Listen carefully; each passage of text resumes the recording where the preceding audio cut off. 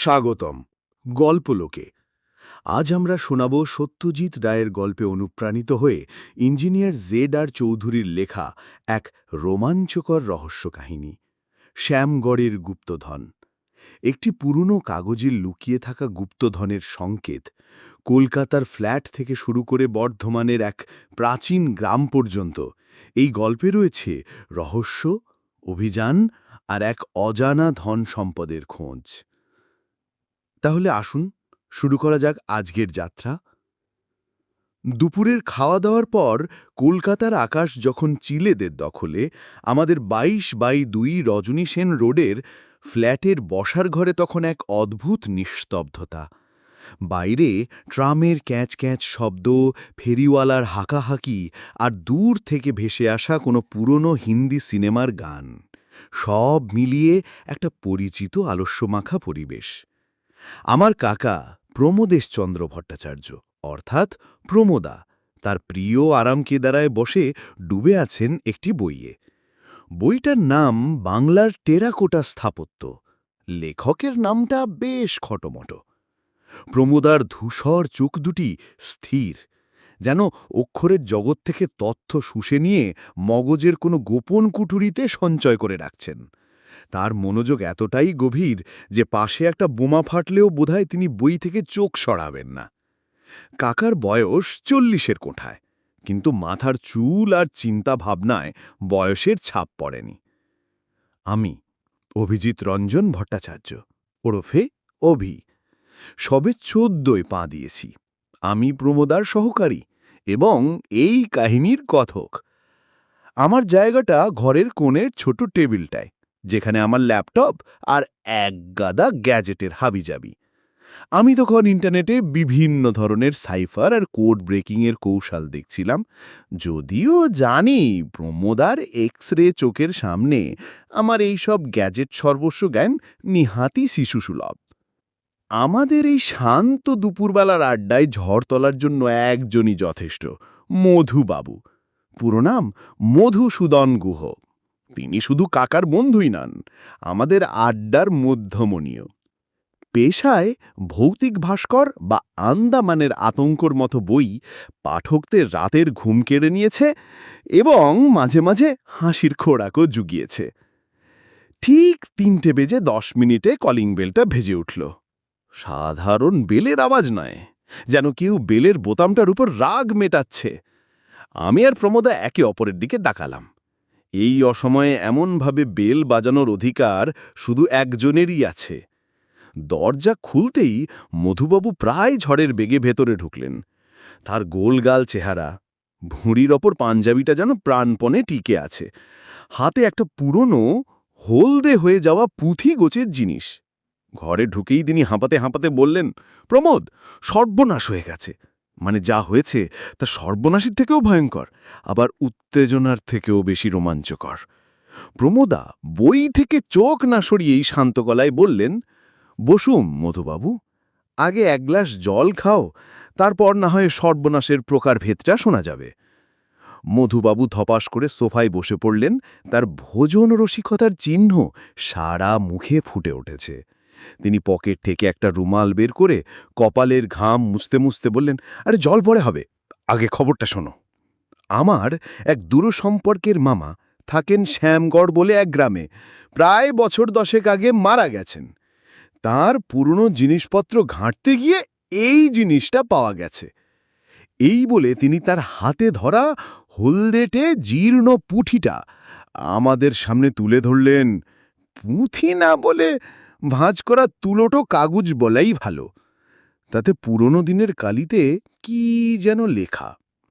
প্রমোদা এবার বইটা বন্ধ করে চশমার ফাঁক দিয়ে কাগজটার দিকে তাকালেন। তার ধূসর চোখ দুটিতে একটা অনুসন্ধিচ্ছা ঝিলিক খেলে গেল। বললেন, কি এটা, কি এটা? মধুবাবু প্রায় লাফিয়ে ওঠেন। এটা একটা গুপ্তধনের সংকেত প্রমোদ। আমার মামার ঠাকুরদার বাবা, অর্থাৎ আমার গ্রেট গ্রেট গ্র্যান্ডফাদার শ্যামগড়ের জমিদার বাড়ি দেওয়ান ছিলেন। শোনা যায় সিপাহী বিদ্রোহের সময় জমিদার তার সমস্ত ধন সম্পত্তি কোথাও লুকিয়ে রেখেছিলেন। এই সেই গুপ্তধনের ধাঁধা। আমি আর স্থির থাকতে পারলাম না। চেয়ার ছেড়ে উঠে এসে কাগজটার ওপর ঝুঁকে পড়লাম। তাতে সত্যি হেয়ালির মতো করে কয়েকটা লাইন লেখা। পোড়া মাটির লজ্জাবতী, পশ্চিমে তার নিত্যগতি, হাজার ঝুড়ির বট যেখানে আকাশ ঢাকে, তার ছায়ার গভীরে ইতিহাসের গন্ধ মাখে। চোখ যার নেই, কান যার বোবা, তারই পেটে গুপ্ত শোভা। মধুবাবু গর্বের সঙ্গে বললেন, কি বুঝলে? আমার তো মাথা ঘুরছে। পোড়া মাটির লজ্জাবতী, এর মানে কি হতে পারে? কোনো মাটির মূর্তি, নাকি কোনো মহিলার নাম? আর চোখ নেই, কান বোবা, এটা তো কোনো ভূতের কথাও হতে পারে। প্রমোদা কাগজটা হাতে নিয়ে মন দিয়ে দেখতে লাগলেন। তারপর একটা দীর্ঘশ্বাস ফেলে বললেন, মধুবাবু, আপনার দেওয়া তথ্যের 10টার মধ্যে 8টা যে ভুল হয় সেটা তো আপনি জানেন। মধুবাবুর মুখটা কালো হয়ে গেল। তার মানে তুমি বলতে চাও এটা ভুয়ো? আমি তা বললিনি, প্রমোদা শান্তভাবে বললেন। কিন্তু আপনার মতো রহস্য রোমাঞ্চ লেখকের হাতে পড়লে একটা সাধারণ ধাঁধাও আটলান্টিসের গুপ্তধন হয়ে যেতে পারে। কাগজটা কতদিনের পুরনো পরীক্ষা করেছেন? আরে, আমার মামার বাক্সেই তো ছিল, আর স্বাক্ষরটা দেখছ না, একেবারে পুরনো দিনের। আমি নিশ্চিত এর পেছনে একটা বিরাট রহস্য আছে। প্রমোদা কাগজটা আলোয় ধরে কিছুক্ষণ দেখলেন, তারপর আমার দিকে তাকিয়ে মুচকি হেসে বললেন, অভি, তোর ল্যাপটপে একবার শ্যামগড় গ্রামটা সার্চ করে দেখত। বিশেষ করে ওখানকার কোনো পুরনো মন্দির বা জমিদার বাড়ি সম্পর্কে কিছু পাস কিনা। আমি সঙ্গে সঙ্গে কাজে লেগে পড়লাম। গুগল সার্চ আর উইকিপিডিয়ায় যা তথ্য পেলাম তাতে উত্তেজনার পারদ আরও চলল। শ্যামগড় গ্রামটা বর্ধমানের এক কোণে অবস্থিত। একসময় বেশ বর্ধিষ্ণু ছিল। গ্রামে একটা পুরনো টেরাকটার কাজ করা কৃষ্ণ মন্দির আছে, যা প্রায় ধ্বংসের মুখে, আর আছে এক বিশাল জমিদার বাড়ির ধ্বংসাবশেষ। আমি বললাম, কাকা, এখানে একটা পুরনো কৃষ্ণ মন্দিরের কথা লেখা আছে, যার গায়ে নাকি অসাধারণ টেরাকটার কাজ আছে। আর গ্রামের ঠিক বাইরে একটা বিশাল বটগাছ আছে, যাকে স্থানীয় লোকেরা হাজার ঝুড়ি বট বলে ডাকে। কথাটা শোনামাত্র মধুবাবুর চোখ দুটো উজ্জ্বল হয়ে উঠল। তবে রে, মিলে যাচ্ছে তো। পোড়া মাটির লজ্জাবতী মানে নিশ্চয়ই ওই মন্দিরের কোনো টেরাকোটার মূর্তি। আর হাজার ঝুড়ির বট তো বটগাছটাই। চলো প্রমোদ, আর দেরি নয়, আমাদের এখনই শ্যামগড় রওনা দিতে হবে। প্রমোদা উঠে দাঁড়িয়ে ঘরের মধ্যে পায়চারা করতে শুরু করলেন। তার চোখ দুটি জানলার বাইরে, কিন্তু আমি জানি তার মন তখন শ্যামগড়ের ওই পুরনো মন্দিরের আশেপাশে ঘুরপাক খাচ্ছে। কিছুক্ষণ পর তিনি আমার দিকে ফিরে বললেন, অবি, ব্যাগ গুছিয়ে নে, 3-4 দিনের জন্য যেতে হতে পারে। আমার মনটা আনন্দে নেচে উঠল। আবার একটা নতুন রহস্যের গন্ধ। মধুবাবু প্রায় চিৎকার করে বললেন, তাহলে তুমি বিশ্বাস করলে? প্রমোদা তার দিকে ফিরে একটা অদ্ভুত হাসি দিয়ে বললেন, বিশ্বাস অবিশ্বাসের প্রশ্ন নয় মধুবাবু, ধাঁধাটা বেশি আকর্ষণীয়। আর আপনার সঙ্গ পেলে 2-4 দিন গ্রামের টাটকা হাওয়া খাওয়া যাবে, এই আর কি। যদিও আমি জানি ওটা নয়। প্রমোদার ধূসার চোখ দুটি তখন এক্সরে মেশিনের মতো ওই ধাঁধার ভেতরটা পড়তে শুরু করেছে। চোখ যার নেই, কান যার বোবা, এই লাইনটাই তাকে সবচেয়ে বেশি ভাবাচ্ছে। আমাদের শ্যামগড় অভিযানের প্রস্তুতি শুরু হয়ে গেল। আমি আমার গ্যাজেটের ব্যাগ গোছাতে লাগলাম। একটা ভালো torch, power bank, Swiss army knife, আর অবশ্যই আমার ক্যামেরা। মধুবাবু তখন থেকেই তার নতুন উপন্যাসে প্লট ভাবতে শুরু করেছেন।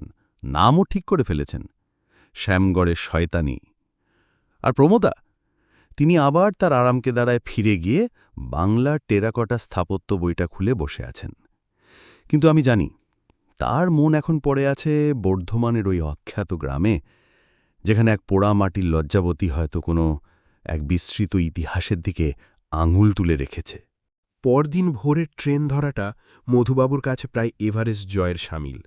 হাওড়া স্টেশনে সেই পরিচিত ভিড়, কুলি হাঁকডাক আর চায়ের ভাপ ওঠা গন্ধের মধ্যে মধুবাবুকে খুঁজে পাওয়াই ছিল এক চ্যালেঞ্জ। তিনি একাই 3 জনের খাবার, গরম কচুরি, আলুর দম আর জিলিপি সংগ্রহ করতে গিয়ে প্রায় ট্রেনটাই ফেল করে বসেছিলেন। ট্রেনের কামরায় জানালার ধারে বসে প্রমোদা একটা ছোট নোটবুকে কী সব যেন লিখছিলেন, আর মাঝে মাঝে বাইরের দৃশ্য দেখছিলেন। তার দৃষ্টি স্থির, যেন চলমান প্রকৃতির ভেতর থেকেও তিনি কোনো সংকেত খুঁজছেন। আমি বসেছিলাম তার পাশে, কানে হেডফোন গুঁজে রবিশঙ্করের সেতার শুনছি। তবে আমার চোখ ছিল প্রমোদার নোটবুকের দিকে। দেখছিলাম তিনি ধাঁধাটাকেই নানাভাবে ভেঙে ভেঙে লিখছেন। মধুবাবু আমাদের উল্টো দিকের সিটে বসে কচুরিতে কামড়ে দিতে দিতে বললেন, প্রমোদ, আমার মন বলছে ওখানে গিয়েই আমরা একটা সিন্দুক ভর্তি মোহর পেয়ে যাব। ভাবো তো একবার, সেই টাকা দিয়ে আমি সুইজারল্যান্ডে একটা আস্ত ভিলা কিনব, আর আমার নতুন উপন্যাসের নাম দেব আল্পসের ছায়ায় আতঙ্ক। প্রমোদা মুখ না তুলেই বললেন, মোহরের সিন্দুক পাওয়ার আগে শ্যামগড় গ্রামটা পাওয়া দরকার। আর আপনার এই বিপুল পরিমাণ খাবার দেখে মনে হচ্ছে আপনি গুপ্তধনের বদলে শরীরটাকেই ভারী করতে বেশি আগ্রহী। মধুবাবুর মুখটা একটু ভার হল, কিন্তু পরক্ষণেই আরেকটা জিলিপি মুখে পুলি তিনি বললেন, আরে পেটে ছোচো ডন মারলে কি আর মাথায় বুদ্ধি খোলে? বর্ধমান স্টেশনে নেমে আমরা একটা পুরনো অ্যাম্বাসেডর ভাড়া করলাম। ড্রাইভারের নাম হরেরাম। সে এই অঞ্চলের নারী নক্ষত্র জানে বলে দাবি করল।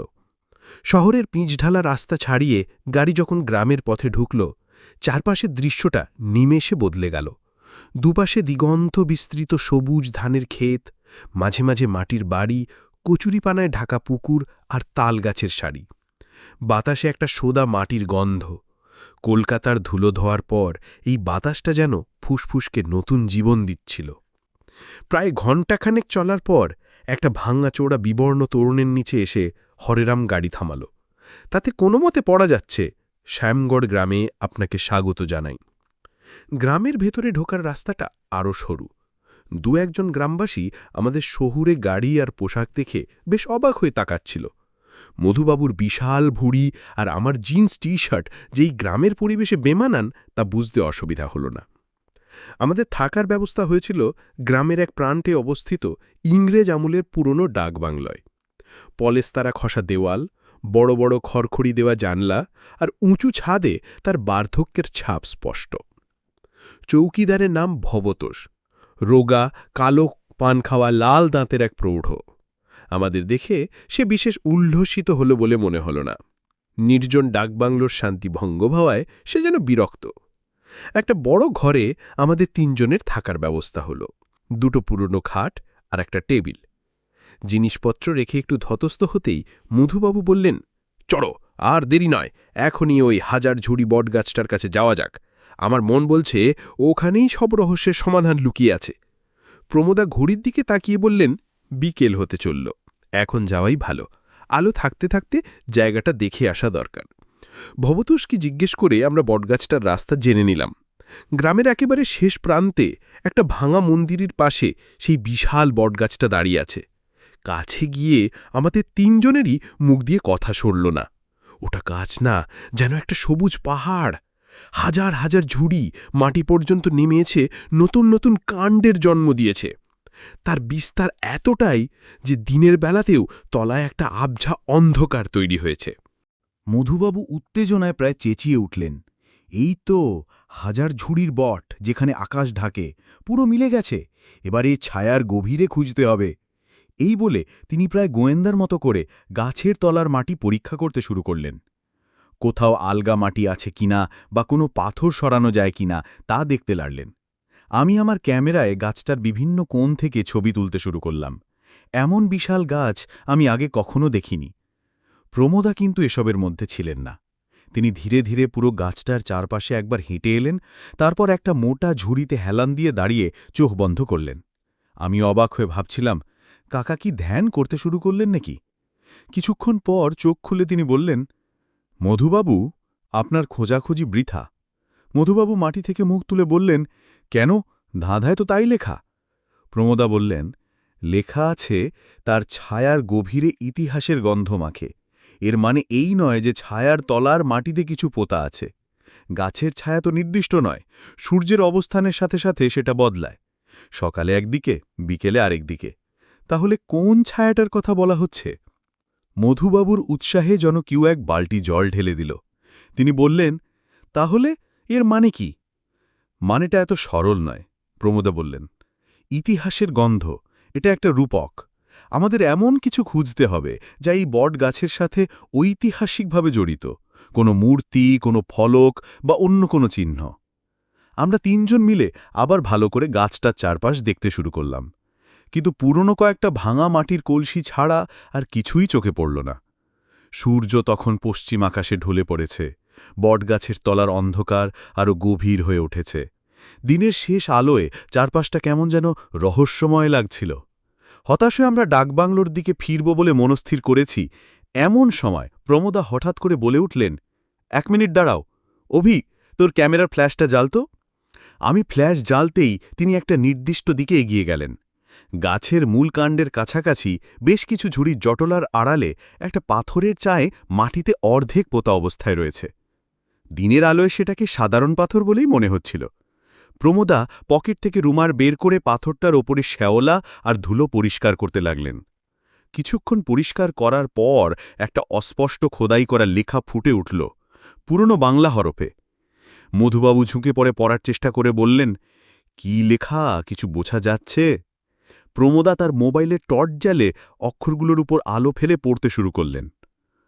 পথ পশ্চিমে, মুখ পূর্বে, লজ্জা যার ধর্ম, সে থাকে আড়ালে। লাইনটা পড়েই প্রমোদার ধূসর চোখ দুটো চকচক করে উঠল। তিনি আমার দিকে তাকিয়ে বললেন, পেয়ে গেছি অভি, ধাঁধার প্রথম অংশের সমাধানটা পেয়ে গেছি। আমি আর মধুবাবু কিছুই না বুঝতে পেরে তার মুখের দিকে তাকিয়ে রইলাম। পথ পশ্চিমে, মুখ পূর্বে, এরই বা কি মানে? আর লজ্জাবতীর সঙ্গে বা এর কি সম্পর্ক? প্রমোদা রহস্যময় হাসি হেসে বললেন, সব বলছি, আগে বাংলোয় ফেরা যাক, ভবদোষের সাথেও কিছু কথা বলার আছে। ডাকবাংলোর পথে ফিরতে ফিরতে আমার মাথায় কেবল ওই দুটো লাইন ঘুরছিল। একটা রহস্যের জট ছাড়াতে গিয়ে আমরা যেন আরও বড় এক রহস্যের জালে জড়িয়ে পড়ছিলাম। শ্যামগড়ের বাতাসে সেদিন শুধু সোদা মাটির গন্ধ ছিল না, ছিল একটা চাপা উত্তেজনা আর পুরনো কোনো বিস্তৃত ইতিহাসের ফিসফিসানি। ডাকবাংলোয় যখন ফিরলাম তখন দিনের আলো প্রায় নিঃশেষ। ভবতোষ বারান্দায় একটা হ্যারিকেন জ্বালিয়ে রেখে গিয়েছিল।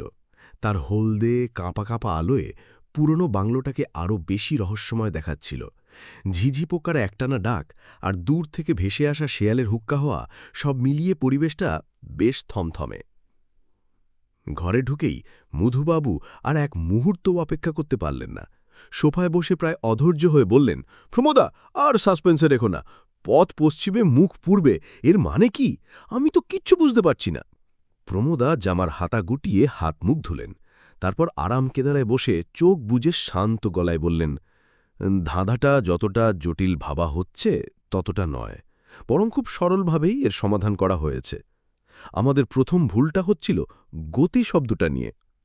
মানে, পশ্চিমে তার নিত্যগতি, এটা তো বেশ সোজাসাপটা লাইন। সোজাসাপটা, কিন্তু অর্থটা ভিন্ন। প্রমোদা চোখ খুললেন।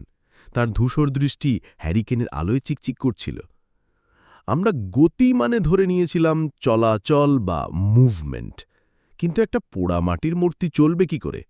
এখানেই ধাঁধার কারসাজি। এখানে গতি মানে পথ বা অন্বেষণ, অর্থাৎ লজ্জাবতীর খোঁজ করতে হলে পশ্চিম দিকে যেতে হবে। মধুবাবু বললেন, কিন্তু বটগাছটা তো গ্রামের পূর্ব দিকে। ঠিক, প্রমোদা মাথা নাড়লেন। ধাঁধাটা বটগাছের নিচের পাথরের ফলকটার দিকে ইঙ্গিত করছিল, আর সেই ফলক আমাদের পরবর্তী পথের নির্দেশ দিল পথ পশ্চিমে। এর মানে হল বটগাছ থেকে আমাদের পশ্চিম দিকে যেতে হবে। আমি আমার ফোনের কম্পাস অ্যাপটা খুলে বললাম, বটগাছ থেকে ঠিক পশ্চিম দিকে তো সেই ভাঙা কৃষ্ণ মন্দিরটা পড়ে কাকা। এক্স্যাক্টলি। প্রমোদার মুখে একটা মৃদু হাসির রেখা ফুটে উঠল। পোড়ামাটির লজ্জাবতী হল মন্দিরের গায়ে খোদাই করা টেরাকোটার মূর্তি। বাংলার পুরনো টেরাকোটা শিল্পে রাধা বা গোপিনীদের মূর্তি খুব লজ্জাশীলা ভঙ্গিতে তৈরি করা হতো। ওকেই লজ্জাবতী বলা হয়েছে। মধুবাবু প্রায় লাফিয়ে উঠলেন, ব্রিলিয়েন্ট প্রমোদা, ব্রিলিয়েন্ট! তাহলে মন্দিরের পশ্চিম দিকের দেওয়ালে ওই মূর্তিটা আছে? ঠিক তাই, প্রমোদা বললেন। বটগাছের ফলকটাও তাই বলছে, পথ পশ্চিমে, অর্থাৎ মন্দিরের পশ্চিমের পথ ধরে এগো। কিন্তু পরের লাইনটা আরও জরুরি, মুখ পূর্বে। এর মানে হলো মূর্তিটা থাকবে পশ্চিমের দেওয়ালে, কিন্তু তার মুখ ঘোরানো থাকবে পূর্ব দিকে। আর শেষ শব্দটা ছিল, সে থাকে আড়ালে, অর্থাৎ মূর্তিটা এমনভাবে আছে যা সহজেই চোখে পড়ে না, হয়তো কোনো ঝোপঝাড়ের আড়ালে বা ভাঙা অংশের কোনায়।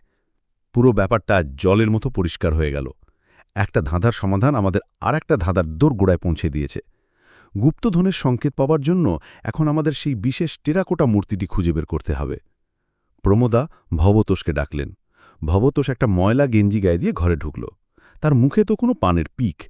প্রমোদা খুব সহজভাবে জিজ্ঞেস করলেন, আচ্ছা ভবতোষ, তোমাদের গ্রামের ওই ভাঙা মন্দিরটা, ওটার কি অবস্থা? ভেতরে ঢোকা যায়? প্রশ্নটা শোনা মাত্রই ভবতোষের মুখের ভাব বদলে গেল। সে কেমন যেন ইতস্তত করে বলল, কেন বাবু, ওই পুরো মন্দিরের দিকে আপনারা যাবেন নাকি? ওদিকে দিনের বেলা তো কেউ যায় না, সাপখোপের আড্ডা, আর দেওয়ালগুলো বড্ড নড়বড়ে, কখন যে কোনটা মাথায় ভেঙে পড়ে তার ঠিক নেই।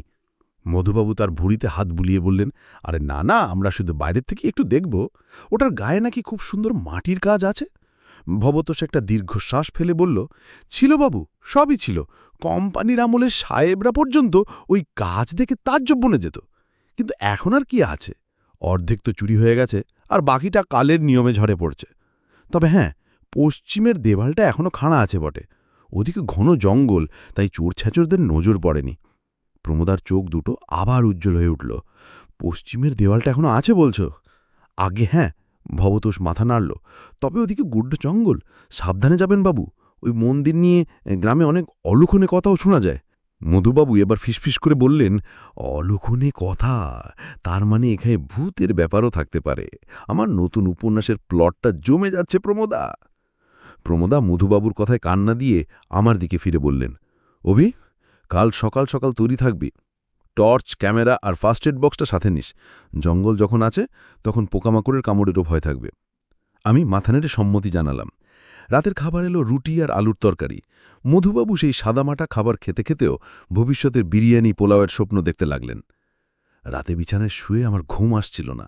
বাইরে ঝিঝির ডাক আর নিশাচর পাখির আওয়াজ। আমার চোখের সামনে বারবার ভেসে উঠছিল একটা ভাঙা মন্দিরের ছবি। তার পশ্চিমের দেওয়ালে জঙ্গলের আড়ালে লুকিয়ে আছে এক পোড়ামাটির লজ্জাপতি, যার মুখ ফেরানো পূর্ব দিকে। কিন্তু ধাঁধার শেষ লাইনটা তখন আমার মাথায় ঘুরপাক খাচ্ছিল। চোখ যার নেই, কান যার বোবা, তারই পেটে গুপ্ত শোভা। এই চোখ কানহীন বস্তুটা কি? আর তার পেটেই বা কিসের গুপ্ত শোভা? তবে কি ওই টেরাকোটা মূর্তির ভেতরেই কিছু আছে? নাকি আমাদের জন্য আরও বড় কেন রহস্য অপেক্ষা করছে শ্যামগড়ের ওই পোড়ো মন্দিরের গভীরে? উত্তেজনায় আমার হৃৎপিণ্ডটা ধুকধুক করতে লাগল। কালকের সকালটা যে আমাদের জন্য এক নতুন রোমাঞ্চ নিয়ে আসতে চলেছে তা আমি স্পষ্ট বুঝতে পারছিলাম। পরদিন সকালে ঘুম ভাঙল পাখির ডাকে। শহুরে অ্যালার্মের কর্কর শব্দের চেয়ে এ যেন 1000 গুণ বেশি শ্রুতিমধুর। জানলার বাইরে তাকিয়ে দেখি ভোরের নরম আলোয় সারা গ্রামটা যেন সোনা দিয়ে মোড়া। রাতের সেই থমথমে ভাবটা কেটে গিয়ে একটা স্নিগ্ধ, শান্ত পরিবেশ তৈরি হয়েছে। তাড়াতাড়ি তৈরি হয়ে আমরা বেরিয়ে পড়লাম। মধুবাবু রাতে ভূতের স্বপ্ন দেখে খুব একটা স্বস্তিতে ছিলেন না, কিন্তু দিনের আলো ফুটতেই তার ভয় কেটে গিয়ে উৎসাহ ফিরে এসেছে। তার হাতে একটা মোটা লাঠি, যেটা তিনি জঙ্গল সাফ করার জন্য এবং আত্মরক্ষার জন্য সম্ভাব্য ভৌতিক আক্রমণের বিরুদ্ধে সঙ্গে নিয়েছেন। ডাকবাংলো থেকে বেরিয়ে গ্রামের সরু পথ ধরে আমরা মন্দিরের দিকে এগোতে লাগলাম। পথেই দেখা পেলাম সেই কৃষ্ণ মন্দিরের, যা এককালে হয়তো স্থাপত্যের বিস্ময় ছিল, আজ তা কালের করাল গ্রাসে এক ধ্বংসস্তূপে পরিণত হয়েছে। মন্দিরের চূড়া ভেঙে পড়েছে, দেওয়ালের ইঁট বেরিয়ে গেছে, আর চারপাশটা বট অশ্বত্থের ঝুড়িতে প্রায় ঢেকে গেছে। ভবতোষ মিথ্যে বলেনি, মন্দিরের সামনের দিকটা যতটা না ভাঙা, তার চেয়ে বেশি আগাছায় ভরা।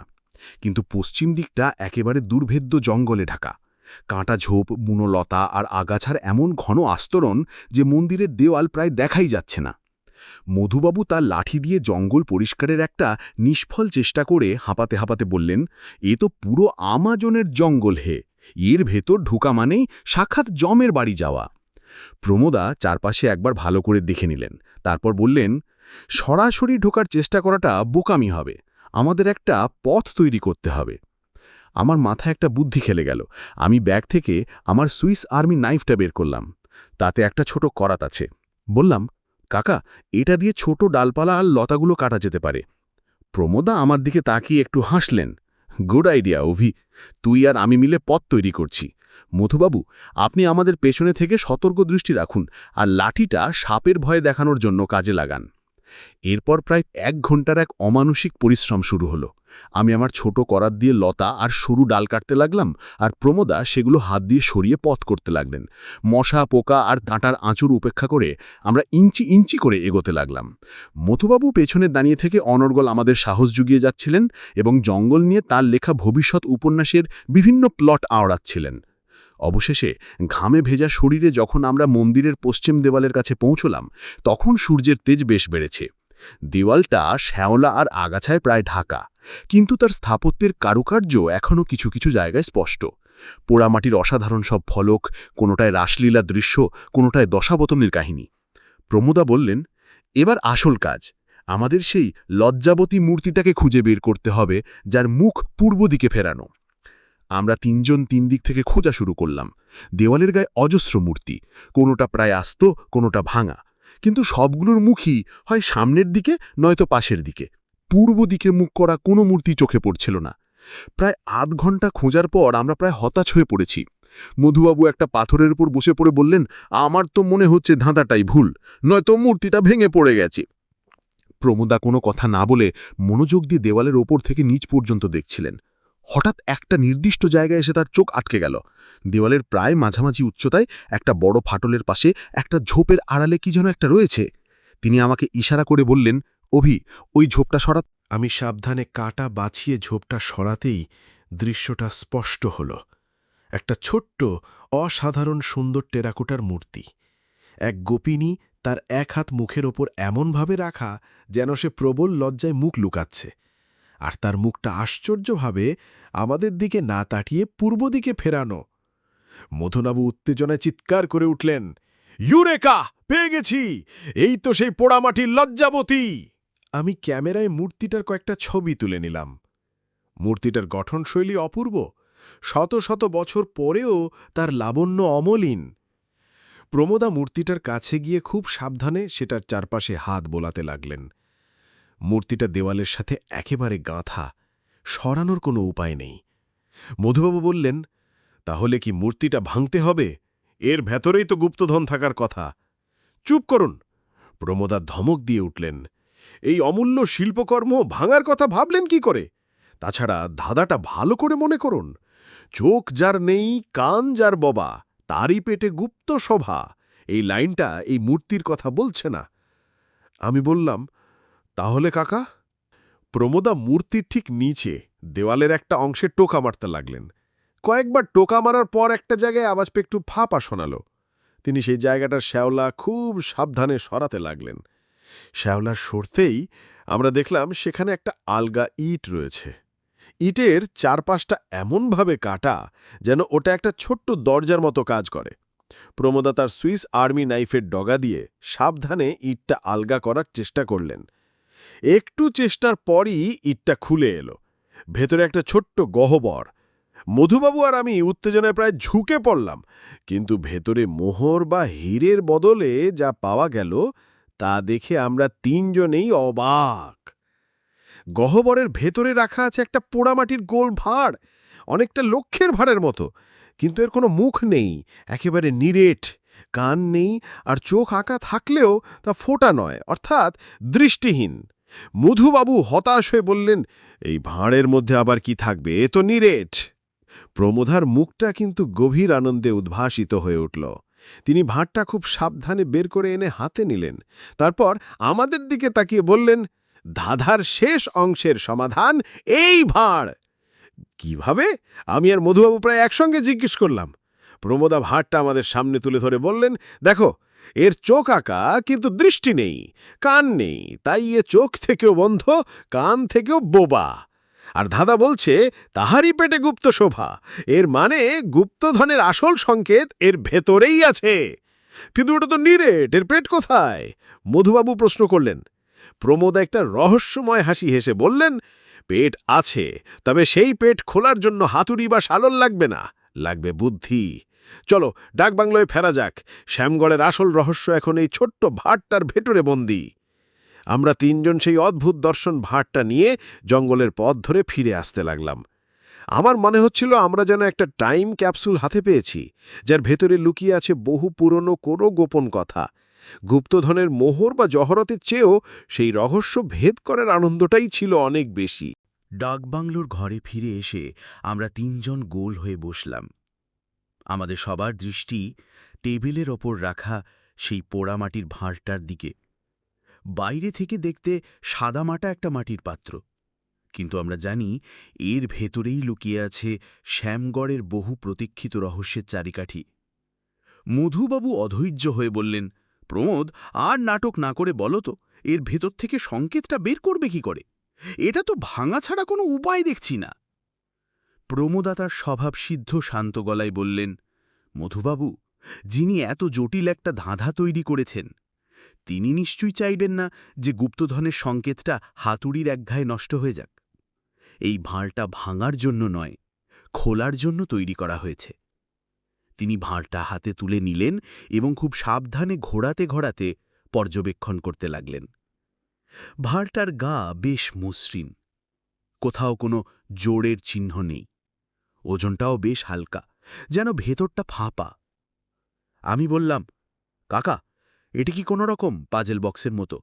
হয়তো কোনো গোপন বোতাম বা অংশ আছে, যেটা ঘোরালে এটা খুলে যাবে। ঠিক সেই পথেই ভাবছি রভি, কিন্তু বোতামটা কোথায় সেটাই হলো প্রশ্ন। তিনি ভাঁড়টার তলার দিকটা মন দিয়ে দেখতে লাগলেন। হঠাৎ তার ভুরু দুটো সামান্য কুঁচকে গেল। তিনি পকেট থেকে একটা আতস কাঁচ বের করে ভাঁড়ের তলার একটা নির্দিষ্ট অংশে ধরলেন। আমরাও ঝুঁকে পড়লাম। আতস কাঁচের নিচে দেখা গেল ভাঁড়ের তলার ঠিক মাঝখানে একটা অতি সূক্ষ্ম বৃত্তাকার দাগ রয়েছে, এতটাই সূক্ষ্ম যে খালি চোখে প্রায় দেখাই যায় না। প্রমোদা বললেন, এই সেই জায়গা। তিনি তার সুইস আর্মি নাইফের সবচেয়ে সরু ডগাটা বের করে সেই বৃত্তাকার খাঁচটার মধ্যে খুব সাবধানে ঢোকানোর চেষ্টা করলেন। কয়েকবার চেষ্টার পর ডগাটা ভেতরে ঢুকে গেল। এরপর তিনি খুব ধীরে ধীরে সেই অংশটা ঘোরাতে শুরু করলেন, যেন একটা বোতলের ছিপি খোলা হচ্ছে। আমাদের অবাক করে দিয়ে ভাঁড়ের তলার সেই ছোট্ট চাকতিটা সত্যিই ঘুরতে লাগল। কয়েক প্যাচ ঘোরানোর পরেই ভেতর থেকে একটা হালকা খট করে আওয়াজ হল এবং ভাঁড়ের ওপরের দিকের অর্ধেক অংশটা আলগা হয়ে গেল। মধুবাবু উত্তেজনায় প্রায় চিৎকার করে উঠলেন, খুলে গেছে, খুলে গেছে! প্রমোদা সাবধানে ওপরের অংশটা খুলতেই আমরা ভেতরে হুমকি দিলাম। ভেতরটা ফাঁপা, আর তার ঠিক মাঝখানে সযত্নে রাখা আছে একটা ছোট্ট পাকানো তুলোটে কাগজের টুকরো। কাগজটা একটা লাল সুতো দিয়ে বাঁধা। প্রমোদা কাঁপা কাঁপা হাতে কাগজের টুকরোটা বের করে আনলেন। বহু বছরের পুরনো কাগজ, হলদেটে এবং ভঙ্গুর। খুব সাবধানে তিনি লাল সুতোর গিঁট খুললেন। তারপর ভাঁজ করা কাগজটা খুলতেই আমরা দেখলাম তাতে কালিতে কিছু লেখা। তবে কোনো ধাঁধা নয়, এ যেন একটা নির্দেশ। লেখাটা ছিল এই রকম, যেথা জ্ঞান হয় শুরু, সেথা পথ হয় শেষ। দেবতার চরণতলে খুঁজিও উদ্দেশ। 3 পা পশ্চিমে, 5 পা উত্তরে, আমার আমানত রাখা আছে সেই ঘরে। মধুবাবু লেখাটা পড়ে বললেন, আবার একটা নতুন ধাঁধা! এ তো দেখছি রহস্যের গোলক ধাঁধা। এই মানে কি, যেথা জ্ঞান হয় শুরু, এর মানে কি পাঠশালা? প্রমোদা কয়েক মুহূর্ত চুপ করে রইলেন। তার ধূসর চোখ দুটো কাগজের ওপর স্থির। মনে হচ্ছিল তিনি শুধু অক্ষরগুলো পড়ছেন না, তার পেছনের মানুষটার মনটাকেও পড়ার চেষ্টা করছেন। হঠাৎ তিনি মুখ তুলে বললেন, পাঠশালা নয় মধুবাবু, গ্রন্থাগার। গ্রন্থাগার? আমি অবাক হয়ে বললাম, এই গ্রামে আবার গ্রন্থাগার আছে নাকি? আগে ছিল, প্রমোদা বললেন। শ্যামগড়ের জমিদার খুব জ্ঞানপিপাসু ছিলেন। আমি আসার আগে একটু পড়াশুনো করে জেনেছিলাম যে তিনি তার জমিদার বাড়িতে একটা বিশাল ব্যক্তিগত গ্রন্থাগার তৈরি করেছিলেন। সেখানেই তার জ্ঞান চর্চা শুরু হতো। মধুবাবু বললেন, কিন্তু জমিদার বাড়ি তো এখন ধ্বংসস্তূপ, তার ভেতরে গ্রন্থাগার খুঁজে পাওয়া কি সম্ভব? সম্ভব, প্রমোদ আত্মবিশ্বাসের সঙ্গে বললেন, কারণ দ্বিতীয় লাইনটা আমাদের পথ দেখাবে। দেবতার চরণতলে খুঁজি উদ্দেশ। জমিদার বাড়ির ভেতরেই একটা পারিবারিক দুর্গা মন্দির ছিল, সেই মন্দিরের কথাই বলা হচ্ছে। আমি বললাম, তাহলে আমাদের জমিদার বাড়ির ধ্বংসস্তূপের ভেতরে সেই দুর্গা মন্দিরটা খুঁজে বের করতে হবে। তারপর ওখান থেকে 3 পা পশ্চিমে আর 5 পা উত্তরে গেলেই গুপ্তধন পাওয়া যাবে। আমার গলা উত্তেজনায় কাঁপছিল। গুপ্তধনের এত কাছে আমরা আগে কখনো আসিনি। প্রমোদা কাগজটা ভাঁজ করে পকেটে রাখতে রাখতে বললেন, হ্যাঁ, কিন্তু কাজটা যতটা সহজ মনে হচ্ছে ততটা নয়। জমিদার বাড়ির ধ্বংসস্তূপ এখন সাপখোপার অপরাধীদের আস্তানা হতে পারে। আমাদের খুব সাবধানে এগোতে হবে। আজ বিকেলটা আমরা বিশ্রাম নেব, আর কাল ভোরে জমিদার বাড়ির দিকে রওনা দেব। মধুবাবু এবার আর কোনো আপত্তি করলেন না। তিনিও বুঝতে পারছিলেন শেষ ধাপটা সবচেয়ে কঠিন এবং বিপজ্জনক হতে চলেছে। সেদিন বিকেলে আমরা আর কোথাও বেরোলাম না। আমি আমার ক্যামেরা টর্চ চার্জে বসালাম। মধুবাবু তার ভবিষ্যৎ উপন্যাসের ক্লাইম্যাক্স নিয়ে ভাবতে লাগলেন, যেখানে নায়ক একাই 10 জন গুন্ডাকে মেরে গুপ্তধন উদ্ধার করছে। আর প্রমোদা, তিনি অরং কেদারায় বসে চোখ বুজেছিলেন। আমি জানি তিনি বিশ্রাম নিচ্ছেন না।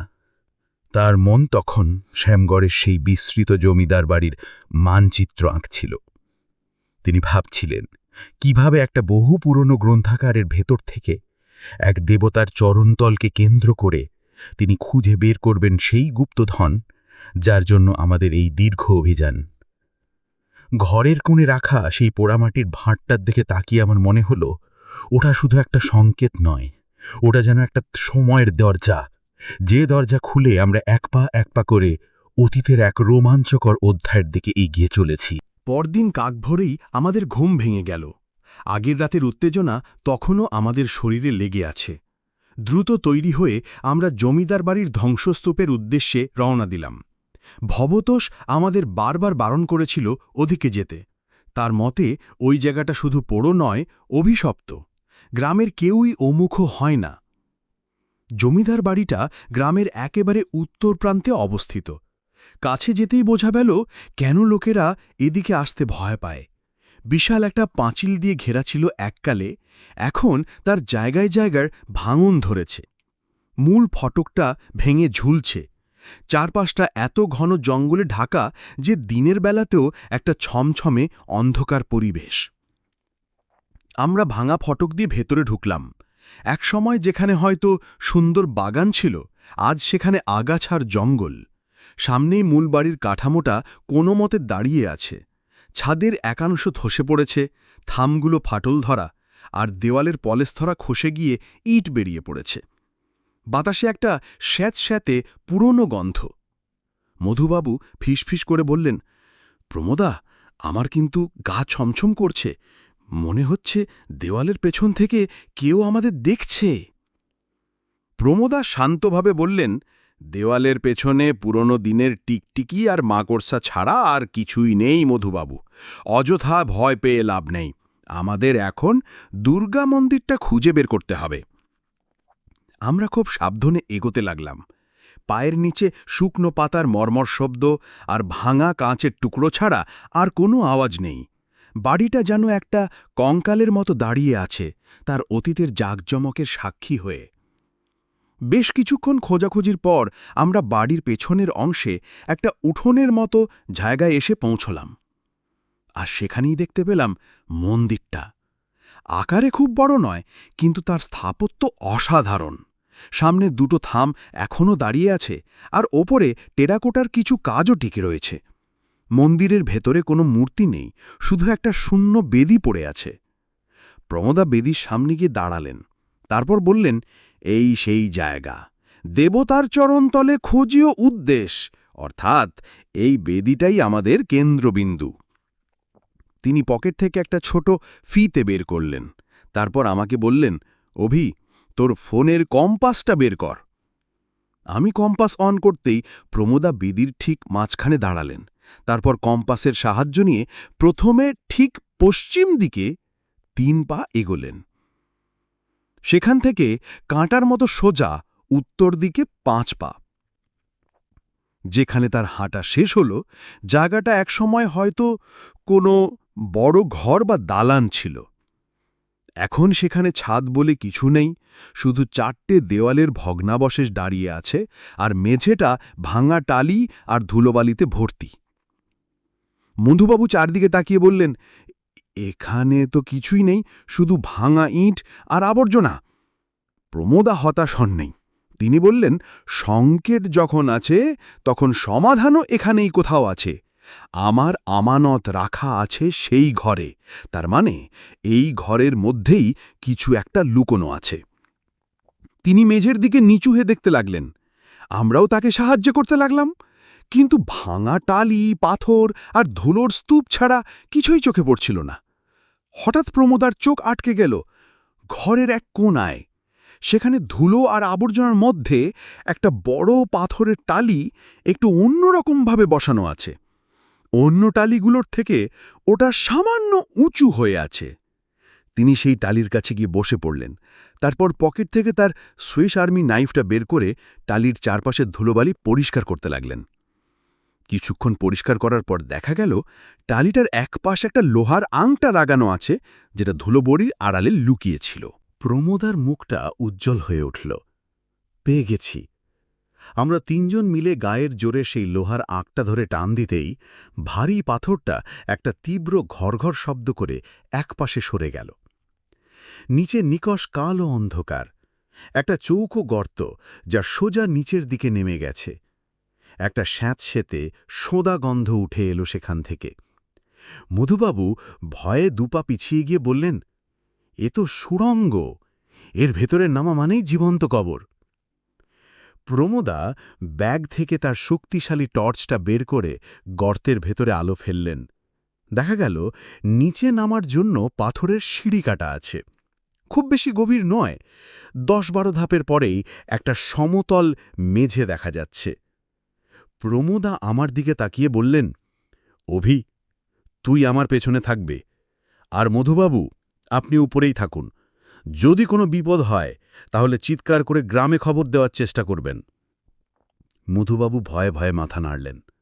আমি আর প্রমোদা খুব সাবধানে সেই অন্ধকার সুড়ঙ্গে নামতে শুরু করলাম। প্রতিটি ধাপে পা ফেলার আগে প্রমোদা দেখে নিচ্ছিলেন সেটা শক্ত আছে কিনা। নিচে নেমে আমরা একটা ছোট কুঠুরিতে পৌঁছলাম। ঘরটা খুব বেশি বড় নয়, 10 ফুট বাই 10 ফুট হবে। বাতাস প্রায় নেই বললেই চলে। টর্চের আলোয় দেখা গেল ঘরের 3 দিকের দেওয়াল পাথরের, কিন্তু সামনের দেওয়ালে একটা পুরনো দিনের কাঠের সিন্দুক রাখা আছে।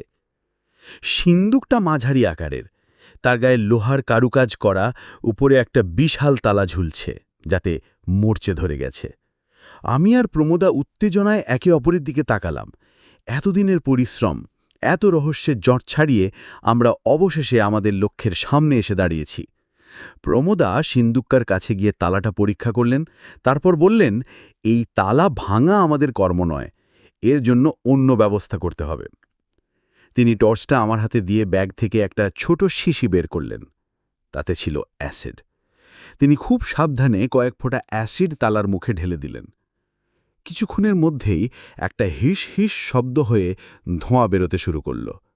এরপর তিনি ব্যাগ থেকে একটা ছোট হাতুড়ি আর ছেনি বের করে তালার গায়ে কয়েকবার ঘা মারতেই মরচে ধরা তালাটা ঠান করে একটা শব্দ করে ভেঙে গেল। কাঁপা কাঁপা হাতে প্রমোদা সিন্দুকের ভারী ডালাটা খুললেন। টর্চের আলোয় সিন্দুকের ভেতরটা ঝলমল করে উঠল। ভেতরে থরে থরে সাজানো রয়েছে পুরনো দিনের মোহর, আশরফি, মোহর, সব মিলে যা রয়েছে তার মূল্য আজকের বাজারে কোটি টাকার কম নয়। মোহরের পাশে কয়েকটা ছোট মকমলের থলিও রয়েছে, যার ভেতরে সম্ভবত জহরত বা মূল্যবান পাথর আছে। কিন্তু গুপ্তধন দেখে প্রমোদার মুখে যতটা না আনন্দ ফুটে উঠল, তার চেয়ে বেশি ফুটে উঠল এক পরিতৃপ্তির হাসি। যেন টাকার মূল্যের চেয়েও রহস্যটা সমাধান করার আনন্দই তার কাছে বড়। তিনি একটা মোহর হাতে তুলে নিয়ে বললেন, অবশেষে পাওয়া গেল শ্যামগড়ের গুপ্তধন। ঠিক সেই মুহূর্তে সুড়ঙ্গের ওপর থেকে মধুবাবুর একটা আর্ত চিৎকার ভেসে এলো, প্রমোদ, সর্বনাশ হয়ে গেছে, পালাও। তার চিৎকারের সাথে সাথে আমরা উপর একটা ধস্তাধস্তির আওয়াজ আর কয়েকটা অচেনা গলার স্বর শুনতে পেলাম। আমাদের হৃৎপিণ্ডটা ধড়াস করে উঠল।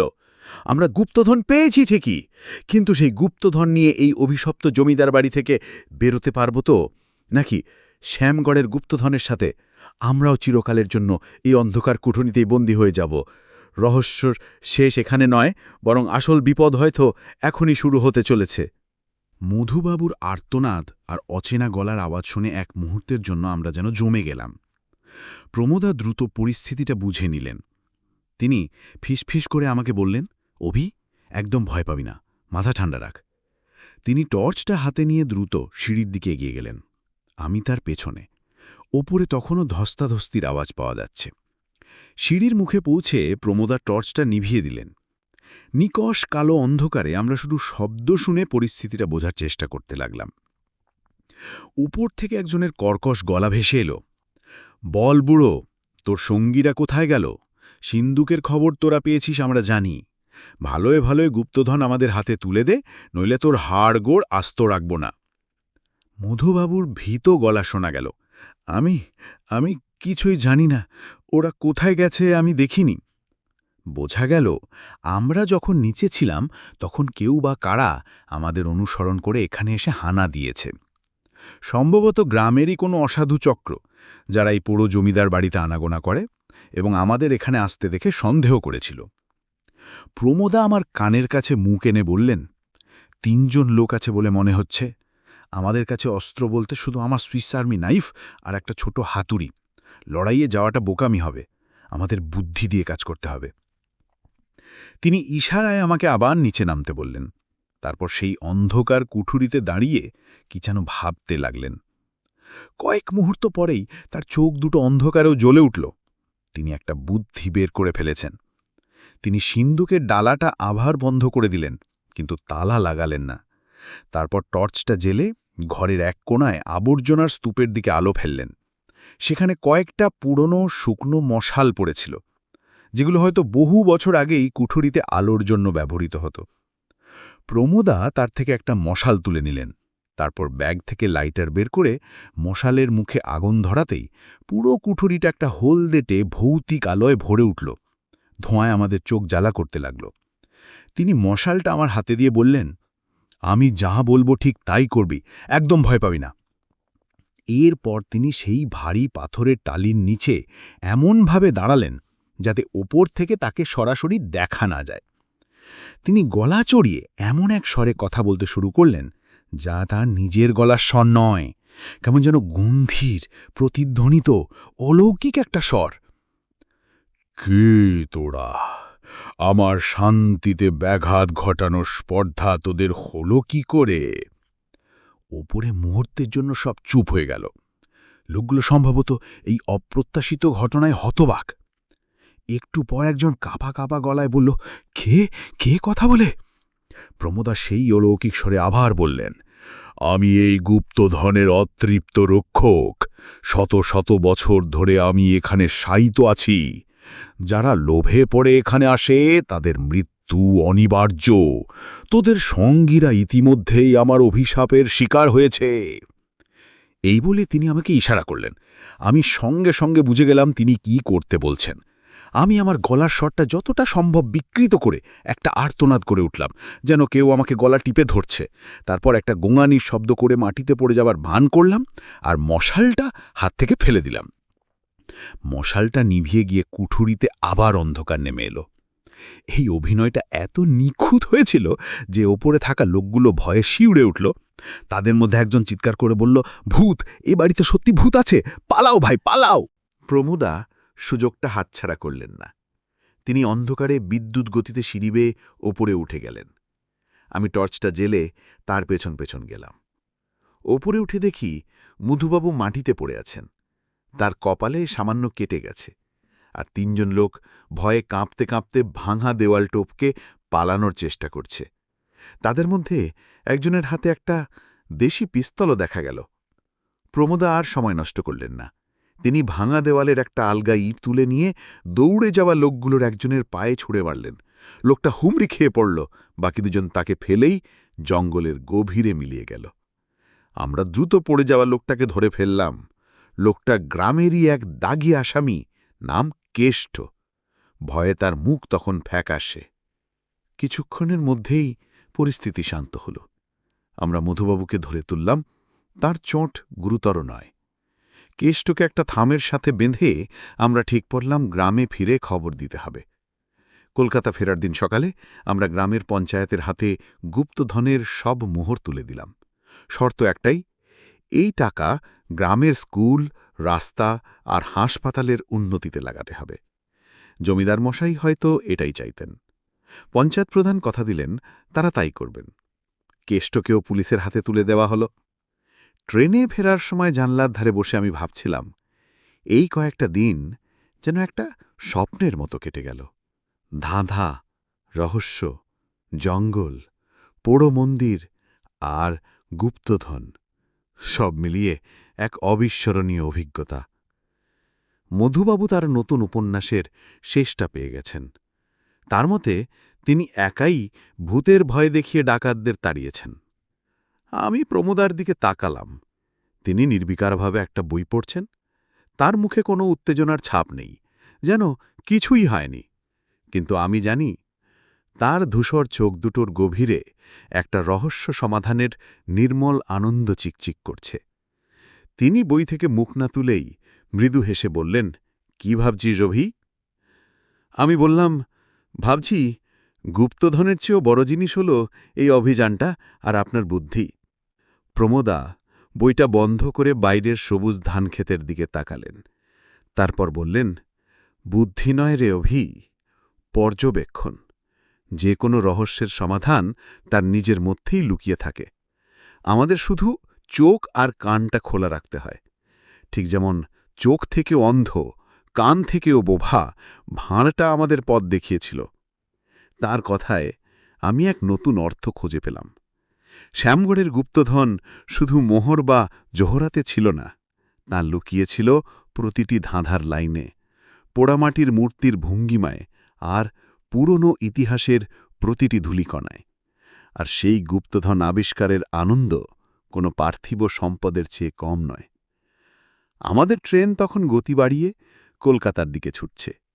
আমি জানি, খুব শীঘ্রই আবার কোনো নতুন রহস্য আমাদের জন্য খোলা হবে। আর আমি আমার কাকা প্রমোদার সঙ্গী হয়ে সেই রহস্যের গভীরে